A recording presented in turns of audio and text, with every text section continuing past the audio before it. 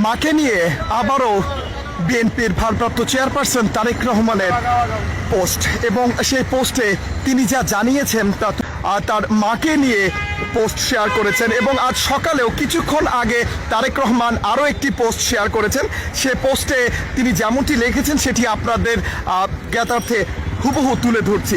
তারেক রহমান লিখেছেন, বাংলাদেশের সাবেক প্রধানমন্ত্রী দেশনেত্রী বেগম খালেদা জিয়া গুরুতর অসুস্থ ও সংকটাপন্ন অবস্থায় হাসপাতালের নিবিড় পরিচর্যায় রয়েছেন।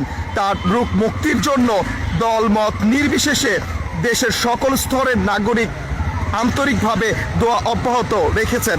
মাননীয় প্রধান উপদেষ্টা তার রোগ মুক্তির জন্য দোয়ার সাথে সাথে চিকিৎসার সর্বোচ্চ সহায়তার প্রতিশ্রুতি ব্যক্ত করেছেন।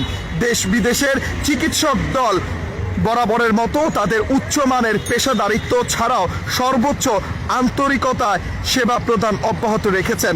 বন্ধু প্রতিম একাধিক রাষ্ট্রের পক্ষ থেকেও উন্নত চিকিৎসা সহ সম্ভাব্য সকল প্রকার সহযোগিতার আকাঙ্ক্ষা ব্যক্ত করা হয়েছে, এমনটি তারেক রহমান তার ফেসবুক পোস্টে লিখেছেন।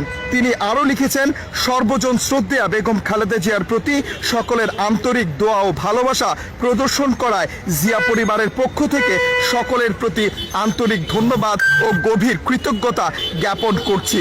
একই সাথে জিয়া পরিবারের বেগম খালেদা জিয়ার আশু রোগ মুক্তির জন্য সকলের প্রতি দোয়া অব্যাহত রাখার ঐকান্তিক অনুরোধ জানাচ্ছি। তিনি আরও লিখেছেন, এমন সংকটকালে মায়ের স্নেহ স্পর্শ পাবার তীব্র আকাঙ্ক্ষা যে কোনো সন্তানের মতো আমারও রয়েছে, কিন্তু অন্য আর সকলের মতো এটা বাস্তবায়নের ক্ষেত্রে আমার একক সিদ্ধান্ত গ্রহণের সুযোগ অবধারিত ও একক নিয়ন্ত্রণাধীন নয়। স্পর্শকাতর এই বিষয়টি বিস্তারিত বর্ণনার অবকাশও সীমিত। রাজনৈতিক বাস্তবতার এই পরিস্থিতি প্রত্যাশিত পর্যায়ে উপনীত হওয়ার মাত্রই স্বদেশ প্রত্যাবর্তনে আমার সুদীর্ঘ উদ্বিগ্ন প্রতীক্ষার অবসান ঘটবে বলে আমাদের পরিবার আশাবাদী, এমনটি তারেক রহমান তার সামাজিক যোগাযোগ মাধ্যমে উল্লেখ করেছেন। তিনি দেশবাসীর কাছে তার মায়ের জন্য দোয়া প্রার্থনা করেছেন এবং দেশবাসী বেগম খালেদা জিয়ার জন্য যে অব্যাহতভাবে প্রার্থনা করছেন সেটি জারি রাখারও আহ্বান জানিয়েছেন ভারপ্রাপ্ত চেয়ারম্যান তারেক রহমান। এবং তিনি তার মায়ের কাছে আসার যে আকাঙ্ক্ষা সেটি ব্যক্ত করেছেন।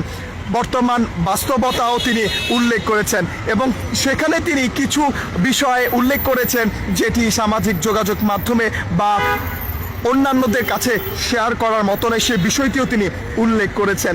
এবং দেশি বিদেশি চিকিৎসক দলের যে চেষ্টা, অব্যাহত চেষ্টা, সেটির প্রতিও তিনি প্রশংসা করেছেন এবং তাদের প্রতি কৃতজ্ঞতা জ্ঞাপন করেছেন। বর্তমান অন্তর্বর্তীকালীন সরকারের প্রতিও তিনি কৃতজ্ঞতা প্রকাশ করেছেন।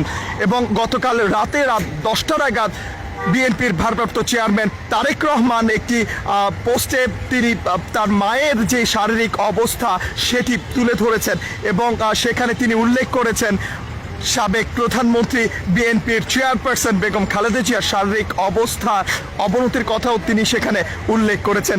এবং তার পরবর্তীতে আমরা দেখতে পাই বিএনপির উচ্চ পর্যায়ের নেতৃবৃন্দ এবারকে